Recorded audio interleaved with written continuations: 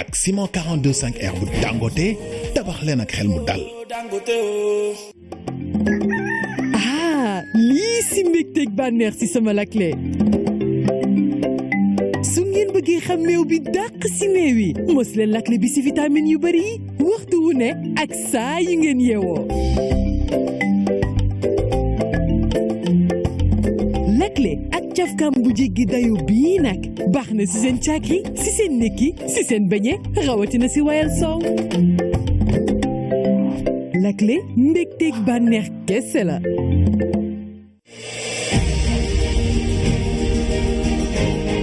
L'Agence nationale de la maison de l'outil, ANAMO, souhaite la bienvenue dans la banlieue à son Excellence, M. Macky Sall, président de la République du Sénégal.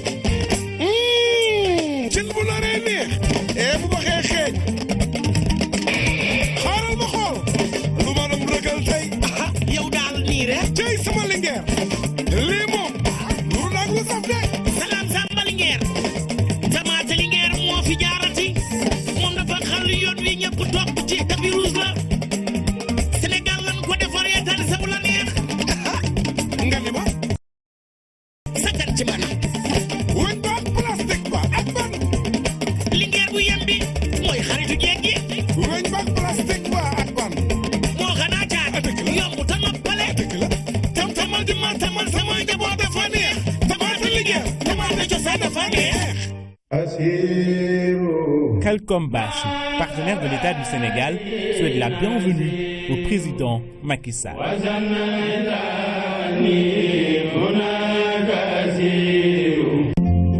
Dans le cadre de sa mission de promotion des énergies renouvelables dans tous les secteurs d'activité, l'ANER organise une journée de sensibilisation sur les énergies renouvelables le jeudi 21 juillet 2016 à partir de 9h30 à Thiès. Il est prévu un panel sur les énergies renouvelables à la salle de délibération de la mairie de Thiès à partir de 9h30 et une exposition à la promenade des Thiessois. Cette journée sera l'occasion de faire une prise de contact officielle avec le public au sens large, mais surtout de pouvoir rencontrer les citoyens de Thiès et les élus locaux pour une interaction informative. L'ANER invite tous les Thiessois et toutes les Thiessoises à venir participer à cette journée.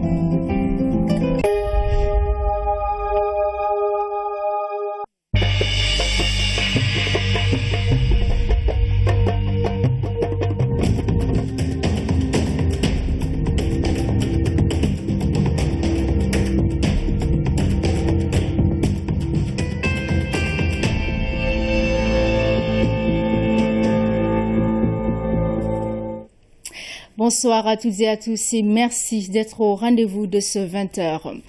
Un seul titre à développer dans cette édition, 14e Conseil des ministres délocalisé. Dakar bénéficie de 1800 milliards de francs CFA pour son plan d'investissement 2016-2018.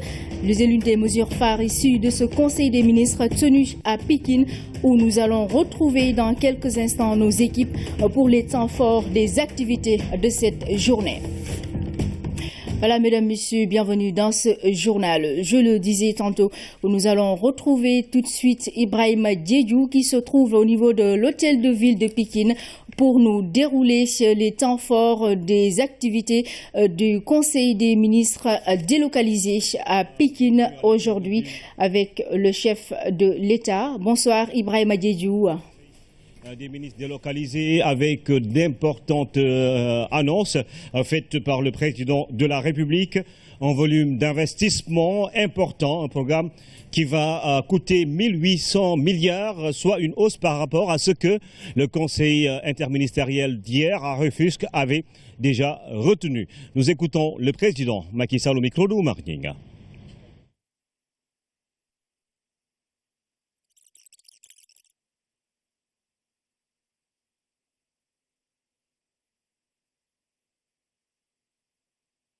Milliards.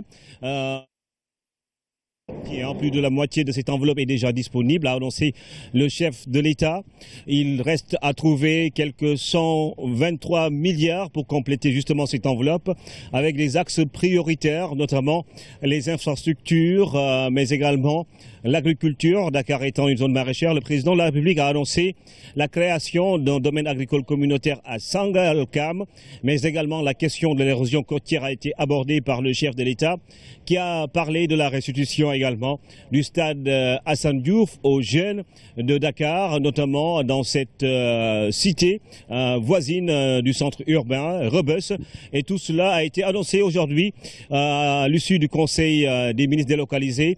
Le train express régional également a été évoqué par le président de la République, le président Macky Sall, que nous allons écouter justement sur cette enveloppe de 1800 milliards alloués à la région de Dakar. Commune entre le gouvernement et les populations à la base nous vaut aujourd'hui une programmation territoriale d'investissement d'environ 2872 milliards. C'était avant le Conseil de Dakar. Je peux vous dire que sur les 2872 milliards, déjà 1700 milliards ont été exécutés au moment où je vous parle, soit un taux de réalisation hors Dakar de 61%, le taux d'exécution des engagements pris dans les 13 conseils des ministres délocalisés. Bien entendu, en fin août 2015, le Premier ministre a indiqué hier le taux de réalisation qui était de 55% pour un montant de 1500 milliards sur les 2872. Alors, auquel il faut ajouter aujourd'hui 1800 milliards de francs pour le Conseil de Dakar. Il nous faut donc nous en féliciter car le procédé est inédit et les aspirations généreuses. S'agissant particulièrement du Conseil de Dakar, je vais y revenir, je viens de valider en Conseil un important programme d'investissement qui est de 1800 milliards sur les 3 années à venir, 2016-2018. 1800 milliards. Hier, le Premier ministre, après le Conseil interministériel, avait validé 1225 milliards avec les élus, auxquels on vient d'ajouter 565 milliards, dont seulement 126 milliards sont à rechercher comme gap. Autrement, sur les 1800 milliards, nous avons tout ce qu'il faut, sauf 126 milliards que nous pourrons mobiliser avec nos partenaires. Le président de la République qui rappelle justement ce montant alloué à la région de Dakar, 1800 milliards, un gap de 126 milliards justement à trouver pour ces projets d'envergure qui sont destinés à la région de Dakar, les 4 départements. Mais une décision forte également, c'est la restitution du stade Hassan Diouf à la jeunesse dakaroise, entre autres décisions prises à l'issue du Conseil des ministres pour redonner justement de l'espoir à cette jeunesse qui a toujours demandé que ce stade leur soit restitué. Alors tout de suite, nous allons écouter encore une fois le président de la République. Je décide de retourner le stade Hassan Diouf de Dakar à la jeunesse pour construire un nouveau stade pour un montant de 20 milliards de francs CFA. Donc cela va mettre un terme à ce conflit entre la jeunesse et donc nous verrons avec tous les acteurs concernés la mise en œuvre de cette décision importante. La seconde décision importante, c'est la réaffirmation de la volonté farouche de l'État de protéger la zone rurale de Dakar. Il ne faut pas l'oublier, Dakar a une zone rurale qui est une zone horticole, pour ne pas dire agricole, et qui ne doit pas disparaître sous la pression foncière. Et donc, il y a là un engagement très fort pour la sauvegarde d'une part de la zone de production horticole, des Niayes, c'est connu, c'est un espace unique qu'on ne peut pas laisser détruire. Et d'autre part, la préservation de la forêt classée de Mbao, qui se trouve sur 700 hectares, qu'il faudrait valoriser et donc préserver. Troisième mesure importante en faveur de la jeunesse de la région de Dakar, c'est la mise en œuvre immédiatement d'un domaine agricole communautaire dans le département de Rufisque et plus précisément dans la commune de Sangalkam, puisque c'était sur les anciennes terres de l'ISRA qui se trouvaient dans la même commune pour un montant de 6,4 milliards déjà mobilisés et disponibles. Donc là aussi, c'est un démarrage immédiat pour près de plus de 1000 à 2000 emplois jeunes dans la région rurale de Dakar. Quatrième mesure d'importance, je reviendrai là-dessus lors de ma tournée à Bargny et à Rufisque, c'est la protection côtière. Nous voyons aujourd'hui les conséquences négatives des changements climatiques sur les populations riveraines et côtières qui vivent le long de la côte. C'est l'occasion pour moi d'exprimer une grande compassion aux populations de Gokhumbath qui sont frappées durement aujourd'hui par la houle. Demain, le gouvernement enverra une mission à Saint-Louis pour y apporter le soutien du gouvernement, mais surtout pour valider là aussi l'exécution de la digue de protection sur le long de la langue de Barbarie pour préserver les populations riveraines de cette côte de Saint-Louis. Enfin, j'ai décidé que Rufisque verra son canal historique enfin refermé, reconstruit, j'allais dire, sous un format approprié, et les études seront engagées sans délai pour que Rufisque, en tout cas, puisse vivre dans un environnement beaucoup plus sain, qui puisse également éviter la prolifération de moustiques et de tout désagrément de cette nature. Alors, la jeunesse y occupe une place importante dans cette enveloppe de 1800 milliards. À la suite du chef de l'État, le Premier ministre est revenu en détail sur la répartition de cette enveloppe. À noter qu'aucun secteur n'a été laissé en rade. Nous écoutons le Premier ministre. En matière de sécurité, protection civile, gouvernance, j'allais dire la présence de l'État, l'État régalien. Ces 4 nouveaux hôtels de police et 2 postes de police pour une enveloppe globale de 5 milliards qui vont être construits sur décision du président de la République dans la région de Dakar, parce que le développement a comme prérequis d'abord la sécurité. En matière de protection civile, globalement, des casernes de sapeurs-pompiers seront édifiées à Yoff et dans le Rufisque rural. Les budgets sont déjà définis. En appui aux collectivités locales dans le cadre justement d'une meilleure appropriation de l'acte 3 de la décentralisation, réforme phare du président Macky Sall, l'hôtel de ville de la commune de Ouakam se verra renforcé par une enveloppe pour enfin avoir une salle de délibération digne de ce nom. En ce qui concerne Dieuppeul, le siège de la mairie sera également construit. Un centre administratif à Dalifort, construction de 2 préfectures, à Pikine et à Guédiawaye, et de 11 sous-préfectures. Et enfin, de complexes administratifs dans les villes de Pikine et de Guédiawaye. Le président de la République a souhaité mettre fin, j'allais dire, à ce concept de ville dortoir qui est très mal ressenti au niveau de la banlieue. Donc ces 2 communes, ces 2 villes, Pikine et Guédiawaye, vont enfin avoir des centres-villes également. D'autres mesures existent, mais j'en ai retenu juste quelques mesures phares au plan des infrastructures. Vous le savez, Dakar 2025, c'est plus de 4 millions d'habitants qui sont attendus. La région, aujourd'hui 3 millions. Ça nécessite des moyens de transport de masse. Aujourd'hui, rien que pour satisfaire le transport de gros porteurs, en moyenne, chaque jour, c'est 1200 camions qui rentrent et qui sortent du port de Dakar. Donc, à moyen terme, quelle que soit la qualité des infrastructures routières, il faudra d'autres moyens de transport de masse.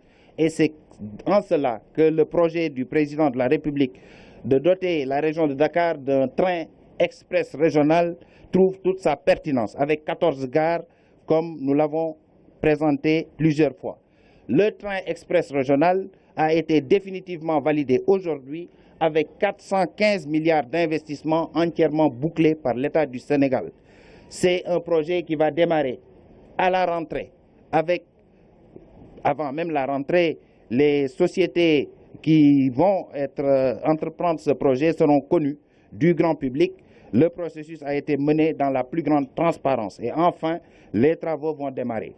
C'est à partir des 14 gares, comme on a coutume de dire, 475 bus diffuseurs qui vont être prépositionnés pour faire de Dakar également un centre de modernité en matière de mobilité urbaine. C'est la route des Niayes que le président va lancer à Thiaroye demain ou après-demain. C'est 2 fois 2 voies qui vont partir du pont de l'échangeur de l'émergence et continuer cette route des Niayes jusqu'à Saint-Louis du Sénégal. C'est un projet d'importance qui va être démarré pour justement décongestionner également la circulation au niveau de la région. L'échangeur de l'émergence, j'en ai parlé tout à l'heure, c'est 7,3 milliards qui ont été démarrés, injectés dans le circuit depuis quelques mois déjà et qui sera inauguré, je pense, samedi par le chef de l'État. Alors le Premier ministre qui revenait en détail sur la répartition de cette enveloppe a noté que Pikine aura sa préfecture. C'est une doléance que nous avons entendue ensemble ce matin avec le maire de Pikine, Abdoulaye Timbo, de même qu'un centre-ville également, Guédiawaye, qui aura son centre-ville. Mais il faut dire que sur cette enveloppe, il y a l'éducation. 17 collèges sont prévus avec 5 nouveaux lycées et la réhabilitation également du lycée Limamoulaye, le lycée d'excellence. Plus de précisions avec le ministre de l'Éducation nationale, Serigne Mbaye Thiam, qui était sur notre plateau. Vous savez, la demande en éducation est très forte au niveau de la région de Dakar, surtout au niveau des départements de Pikine, Guédiawaye et Rufisque. Rufisque est un département qui se développe beaucoup avec de nouvelles communes qui accueillent beaucoup d'habitants. Donc, dans le cadre de l'extension du réseau scolaire au niveau de la région de Dakar, le chef de l'État a conçu un projet qui s'appelle ADEM, appui au développement de l'enseignement moyen au niveau de la région de Dakar, qui va permettre de construire 17 collèges. Mais la particularité, c'est que jusqu'à présent, on avait des établissements scolaires type avec une architecture qu'on retrouvait un peu partout. Ces 17 collèges qui seront lancés par le chef de l'État demain au CM de Keur Massar sont des collèges avec une architecture spécifique particulière pour chaque collège. C'est ce qu'on a appelé les établissements de la deuxième génération qui couvrent donc les 4 départements de Dakar. Je ne vais pas m'étendre dessus. Mais en dehors de ce projet ADEM, le chef de l'État a décidé de construire 2 écoles préscolaires, 2 écoles élémentaires, un collège d'enseignement moyen et un lycée au niveau du pôle urbain de Diamniadio. Il a aussi retenu que les anciens lycées qu'on avait devront être réhabilités. C'est ainsi qu'une enveloppe de 500 millions de francs CFA a été prévue pour la réhabilitation du lycée Limamoulaye de Guédiawaye. Et il est prévu une enveloppe de 1,5 milliard pour réhabiliter les autres anciens lycées de la région de Dakar, comme le lycée Blaise Diagne, le lycée John Fitzgerald Kennedy, le lycée Abdoulaye Sadji et peut-être aussi le lycée de la Fosse. Donc, voilà le ministre de l'Éducation nationale qui parlait justement de ce programme de rénovation de certains lycées, mais également de construction de nouveaux lycées et CM dans la région de Dakar. Et le point de départ, ce sera demain à Keur Massar avec l'agence, plutôt ce programme d'appui à l'enseignement moyen. Et puis, quelques réactions d'autres ministres qui étaient ici à l'hôtel de ville de Pikine. Ils ont bien voulu répondre aux questions de nos reporters. Population de Dakar, parce que je suis maire d'une commune de la commune de Yoff, je m'en réjouis. Le lycée de Yoff a été effectivement donc un vœu très ancien de toutes les populations de Yoff. Voilà que dans ce projet, nous avons effectivement vu que le lycée de Yoff est programmé. La caserne de sapeurs-pompiers de Yoff est programmée. L'assainissement des zones de Ndenat, d'Agoudan, Tongor est programmé. Mais ça, c'était des projets que le Yoffois attendait avec beaucoup de scepticisme. Nous voyons effectivement que ça, c'est une réalité maintenant.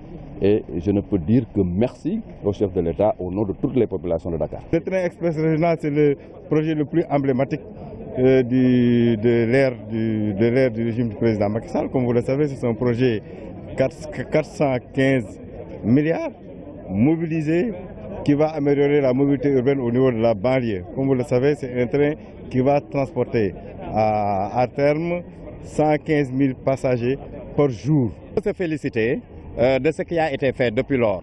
Le Conseil des ministres décentralisé, c'est une façon d'être beaucoup plus proche des populations, de tâter le pouls des uns et des autres. Et je crois qu'il faudrait s'en féliciter. Nous l'avons toujours dit, le Sénégal, c'est le Sénégal. Ce pays appartient à tous ses fils. On est d'égale dignité, on est d'égale compétence. C'est encore une marque de confiance et un engagement du chef de l'État aux côtés des sportifs sénégalais.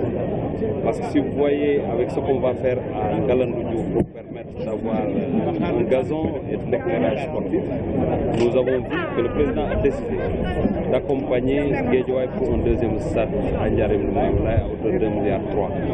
Mais au-delà de ça, vous savez qu'à Pékin, nous avons l'arène nationale, mais aussi aux Parcelles Assainies. Il y a un manque criard d'infrastructures sportives. Le maire avait commencé à construire le stade des Parcelles Assainies. Le président a décidé de prendre en charge cette question-là pour accompagner la commune des Parcelles Assainies. Mais au-delà de ça, la décision la plus importante aujourd'hui, c'est de faire de Assane Diouf un stade de dernière génération. Parce que ces 20 milliards qui ont été dégagés par le chef de l'État pour prendre en charge cette question qui était une crise entre les autorités même de ce pays et les jeunes de Rebeuss, de la Médina. Aujourd'hui, le président de la République, et tout le monde le sait, pendant la campagne, il avait annoncé qu'il remettrait en tout cas ce stade à disposition des jeunes de la Médina. Aujourd'hui, c'est ce fait. Nous allons continuer la procédure pour permettre effectivement à la jeunesse de la Médina de disposer d'une infrastructure de dernière génération. Le président de la République a bien compris que Dakar est aussi une zone maraîchère. Et je dois même ajouter que Dakar est l'une des meilleures zones de production maraîchère du Sénégal. Or, on sait aujourd'hui qu'il y a une compétition de plus en plus âpre entre l'homme, l'animal et la plante. Ce que nous appelons communément une pression foncière. Et les zones maraîchères sont en train de reculer. Et le président de la République a pris une décision majeure, c'est-à-dire tout mettre en œuvre pour la préservation de la zone rurale de Dakar. Simplement parce que la disparition de la zone rurale de Dakar aura des conséquences très fâcheuses. La première, les prix vont augmenter du fait de l'éloignement des zones de production, quand on sait l'impact du transport sur les coûts de commercialisation. La disparition de cette zone va nous faire perdre plus de 50 000 tonnes de légumes. Dans un pays où on fait tout pour améliorer l'état nutritionnel des populations, ça pose alors problème. La disparition aussi de cette zone va nous faire perdre 3500 tonnes de mangue exportée, soit à peu près 3,5 milliards de francs CFA. C'est pourquoi le président de la République a demandé au gouvernement de tout faire pour préserver la zone rurale de Dakar. Alors, vous venez d'entendre quelques membres du gouvernement et nous allons, avec le porte-parole justement du gouvernement, revenir sur ce saut qualitatif. Parce qu'hier, nous parlions de 823 milliards. Aujourd'hui, l'on se retrouve à 1800 milliards. Alors, qu'est-ce qui a tant joué au niveau de ce Conseil des ministres délocalisés pour arriver à cette enveloppe? Voici la réponse de Seydou Gueye. Je crois qu'il a été question d'une démarche très équilibrée. puisque l'esprit du Conseil des ministres délocalisés, c'est une combinaison de 3 modes d'intervention. Le premier mode, c'est de faire se rencontrer les forces vives de la région et le gouvernement pour envisager de façon concertée les projets qui vont tirer et conduire le développement de la région visitée. Une fois cette épreuve terminée, c'est le président de la République qui valide définitivement les montants à l'issue du Conseil des ministres. Mais également, ce format de gouvernance de proximité est complété également par des tournées économiques. Et ces tournées économiques permettent au président de la République de lancer des travaux, d'inaugurer des chantiers qui ont été lancés. Et dans le cas de la région de Dakar, il y est question de structures et d'infrastructures importantes telles que la section 3 de la VDN, telles que le pont de l'émergence et d'autres infrastructures qui vont nécessairement attirer de l'investissement privé puisque ça donne de la valeur ajoutée aux zones qui ont été ciblées et qui ont été bénéficiaires de cette offre infrastructurelle. Mais l'esprit dans lequel nous avons travaillé dans ce conseil, c'est de faire en sorte de mettre en œuvre une stratégie de financement et de mise à niveau des différents départements dans la perspective de gommer les inégalités tant du point de vue des différents départements qu'à l'intérieur des départements entre les différentes communes qui sont dans ce département, mais c'est de faire en sorte que l'offre structurelle, infrastructurelle, ainsi projetée par le chef de l'État, puisse justement servir d'attraction et d'attractivité renforcée de la région de Dakar et de faire le relais avec le cœur de la capitale qui également bénéficie d'investissements projetés importants. Seydou Gueye donc qui revenait sur l'esprit de ce conseil des ministres délocalisés. Il faut dire que la présence du chef de l'État dans la banlieue, notamment ici à Pikine, la ville, est diversement appréciée par les populations. Ils ont donné leur avis sur l'opportunité de la tenue de ce conseil des ministres. Des avis mitigés, habitants de la banlieue et ceux qui travaillent dans la banlieue sont partagés sur la question Fanta Badji. Un président dans la banlieue, notamment à Pikine, et ce pour 3 jours. Une première dans l'histoire de cette ville. Le déplacement de Macky Sall a quelque peu changé les habitudes le temps du Conseil des ministres décentralisé. Les forces de sécurité présentes dans pratiquement toutes les artères régulent les déplacements. Parce que nanguñu bàyyi ñu dugg nanguñu bàyyi ñu génn parce que ñun fii pàkk dafay am saret am pousse-pousse. ba pare client yi dañuy dem di ñëw mais dëkk boobu ba léegi ñun soo ba tey gis ñu client gis ñu kenn koo ne Pikine laa jëm waroon jëndi boire da nga naan non foofu tey day saturé. Loin d'être une contrainte, ce conclave a selon d'autres permis de mettre un peu d'ordre. Surtout affaire environnement bi par rapport avant gouvernement bi di fi ñëw gis nañu mu changé waat te changement boobu pour man dafa war a nekk continuité quoi parce que fii avant désordonné woon na trop waaw loolu moom ñoo koy saaku quoi. bu fekkee ne niñ ko décidé continuer na noonu dina baax ci dëkk bi parce que comme ville bu mel ne Pikine ak ni mu meloon nga fekk ko def fi xaalis boo xam ne dina ko mën a redresser lépp loo xam ne lu ñuul la woon mu mujj a weex wax dëgg yàlla loolu lu baax la.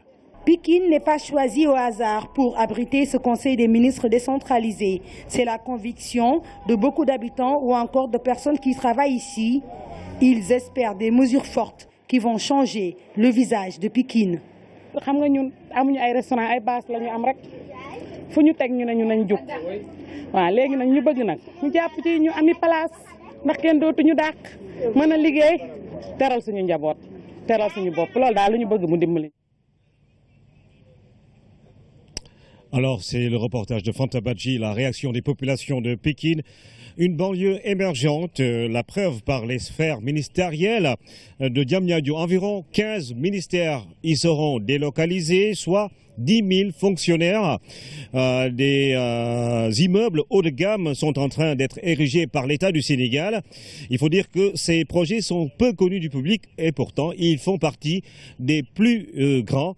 Sur place, Abibou Mbaye a constaté que les premiers coups de pioche sont déjà donnés pour des infrastructures qui seront livrées dans moins de 3 ans. Voici son reportage. Un vaste cratère à l'effet des engins qui sortent de terre, mystère d'un chantier jusque-là invisible à Diamniadio. Derrière le centre de conférence, ces belles routes, symboles du visible surplombées par des grues où tout bouge dans un désordre mécanique, où l'asphalte mêlé à de la poussière promet d'accueillir des ouvrages gigantesques. Ce sont les sphères ministérielles de Diamniadio. Cet ouvrage est un vrai mastodonte architectural parce qu'il comporte 3 grands ensembles qui totalisent 54 000 m² de bureaux. Et ces 54 000 m² de bureaux sont desservis par 12 halls d'entrée et 24 ascenseurs et 800 places de parking. Ici se dessinent des projets dont l'envergure dépasse 4 fois le building administratif dans ces 2 sites. On aura un groupe de 4 bâtiments de 8 étages avec un patio central, un auditorium et des espaces d'archivage. Donc ici on aura à peu près 41 700 m² de bureaux. C'est à peu près 2 fois le building administratif de Dakar. L'autre site qui est développé par un autre promoteur, c'est 54 000 m² de bureaux. Ce sont 3 grands bâtiments qui font quasiment 2 fois et demi le building administratif et qui va accueillir aussi beaucoup d'autres ministères et de services publics.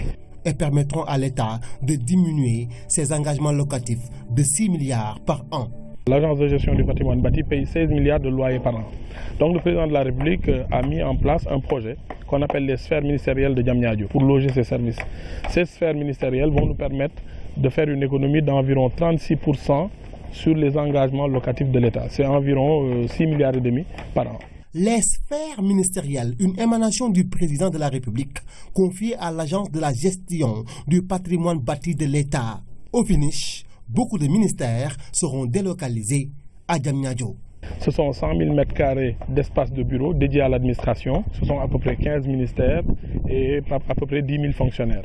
L'évolution du chantier va au rythme d'un bureau de contrôle qui donne son blanc-seing au détail près afin de réaliser ces immeubles futuristes comparables à ce qui se fait ailleurs. Ce qu'il faut noter sur les sphères ministérielles de Diamniadio, c'est que c'est une ambition similaire à celle de Bercy en France, où on a l'ensemble des services administratifs liés aux finances qui sont logés dans un village. Aujourd'hui, quand on parle du quartier de Bercy, ça fait effectivement référence au ministère de l'économie et des finances français. Quand on parle de la cité ACI 2000 à Bamako, c'est le centre administratif. Quand vous allez à Putrajaya, la capitale administrative de la Malaisie, c'est aussi une zone maraîchère, une zone de maraîchage comme Diamniadio, qui a été transformée en l'espace de 20 ans en centre administratif, centre financier, en centre diplomatique. Donc c'est cette même ambition que le président Macky Sall nourrit pour le pôle urbain de Diamniadio et les premiers coups de pioche sont en train d'être donnés à ces projets géants. Ainsi, la banlieue pourra prétendre à son émergence sur la seule base de ce déclic infrastructurel amorcé à Diamniadio qui s'est déjà positionné dans un horizon qui s'annonce radieux.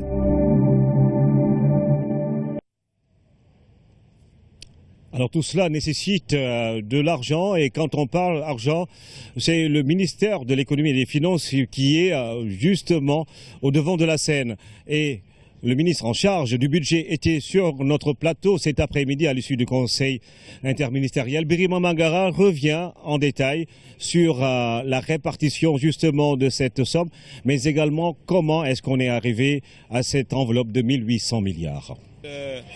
L'engagement de ce gouvernement sur la base de la générosité du chef de l'État qui pense que Dakar mérite cela autant que les autres régions ont mérité ce qu'elles ont reçu comme enveloppe.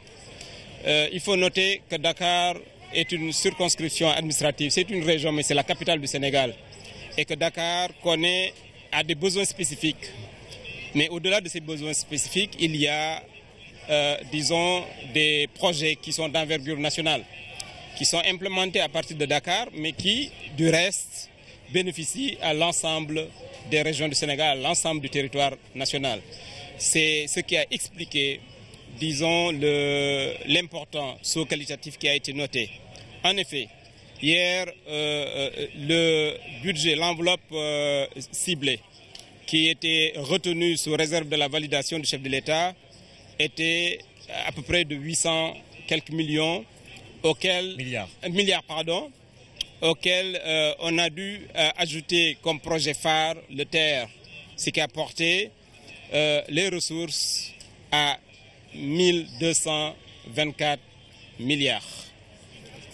Dans le cadre de la procédure de validation aujourd'hui, le chef de l'État a pensé devoir prendre un certain nombre de mesures. Je veux citer, par exemple, le stade Assane Diouf qui doit retourner à la jeunesse sénégalaise pour être restauré dans sa fonction originelle. Il a pensé à la jeunesse dans la zone agricole de Dakar pour implémenter un DAC qui sera financé à hauteur de 6,4 milliards. Ces 6,4 milliards et disons presque 90% des ressources de l'enveloppe de 1800 milliards retenues aujourd'hui sont déjà mobilisées.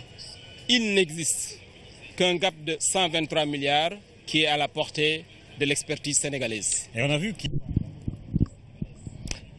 Alors, tout est parti très vite et les choses ont démarré très tôt ce matin avec l'arrivée du gouvernement et de ses membres. Tous les ministres étaient là présents ce matin au niveau de l'hôtel de ville de Pikine.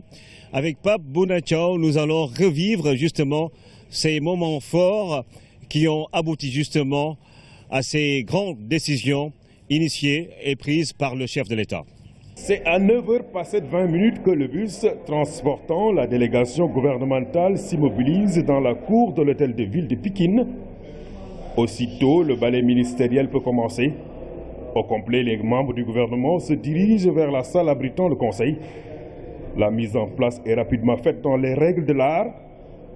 La solennité du moment atteint son paroxysme à l'arrivée du chef de l'État.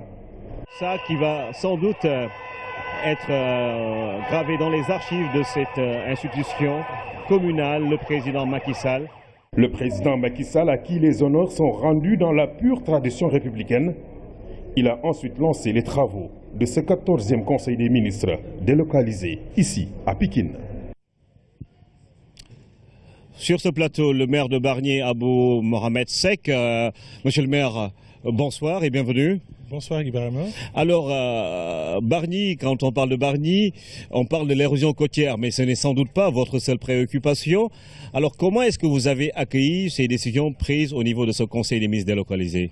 Mais vous savez, nous l'avons accueilli avec beaucoup de satisfaction et nous n'en attendions pas moins puisque nous savons la sensibilité du président de la République sur ces problématiques de manière environnementale. Ce que je veux aussi préciser, c'est que, vous savez, ce phénomène de l'érosion côtière est essentiellement dû à 3 facteurs, disons. La première est liée au changement climatique qui entraîne notamment la fonte des glaces et par voie de conséquence, le niveau d'élévation de la mer s'en trouve rehaussé. Le groupe d'études de l'ONU estime que d'ici 2100, si rien n'est fait, on aura au moins 1 mètre d'élévation, ce qui est catastrophique. Le deuxième élément est lié à l'action de l'homme. Nous avons aujourd'hui dans le monde 6000 mètres cubes de béton qui sont coulés chaque année. Du essentiel, et qui parle de béton, parle de sable. Et nous savons qu'en Afrique, au Maghreb et en Asie, avec la croissance démographique, les besoins en bâtiments sont énormes. Et on voit là que ce phénomène va s'amplifier. Et enfin, l'imperméabilisation des côtes. Ces 3 actions font qu'aujourd'hui, nous sommes dans une situation particulièrement difficile, surtout à Bargny, sur la petite côte, disons, où il y a des activités touristiques, à Bargny notamment avec le pôle urbain de Diamniadio, où d'importants projets sont en tout cas consentis par l'État. C'est ce qui effectivement me fait dire que nous accueillons avec énormément de satisfaction cette déclaration du chef de l'État. Le président sera chez vous demain? Il sera chez nous à Bargny samedi à 11h. Samedi. Et justement, qu'est-ce que vous attendez de la part du gouvernement? Que ce problème soit résolu dans 2-3 ans? Nous attendons en tout cas une solution rapide. Je l'ai dit tantôt, ça fait énormément de problèmes. Quand on prend l'exemple de Bargny, ça fait beaucoup de familles qui sont en détresse, d'une part. Et d'autre part, il y a tout un patrimoine donc, culturel. Des mosquées sont englouties. Je prends l'exemple de la Petite Côte, à Saly notamment, où nous avons vu les importants programmes d'hôtels aujourd'hui sont menacés. Sur à peu près une 60aine d'hôtels, énormément d'hôtels sont menacés. Quand on sait aussi que l'activité, en tout cas économique du Sénégal, est concentrée sur le littoral, à peu près 70% du PIB d'une part, et ce littoral concentre aussi un peu plus de 70% de la population. Vous voyez là l'enjeu, en tout cas dans cette stratégie de développement qui est le plan Sénégal émergent, où le tourisme représente un pilier majeur. C'est pourquoi je dis que cette action est d'une part une action en tout cas économique, pour